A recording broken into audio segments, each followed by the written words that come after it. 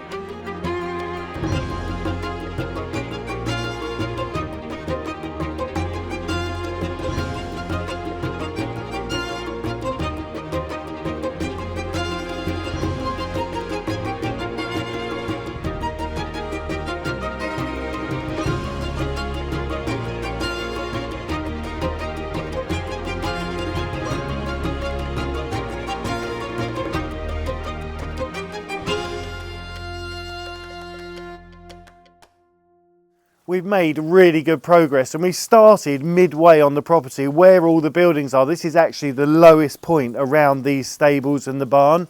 What that means is we're going to work our way up because at the top it's even wetter. I know it looks pretty wet here, but up there it's kind of a bit of a river, and what we need to do is redirect it. But because we started here, it's going to work its way down, and the most important thing is, as we always say, it's not pretty, it's practical. What this is going to enable us to do is just control the water, just direct it where we need it to go. Then we can get those all important levels in. We can start pulling it back at the level that we need, ready for the stone.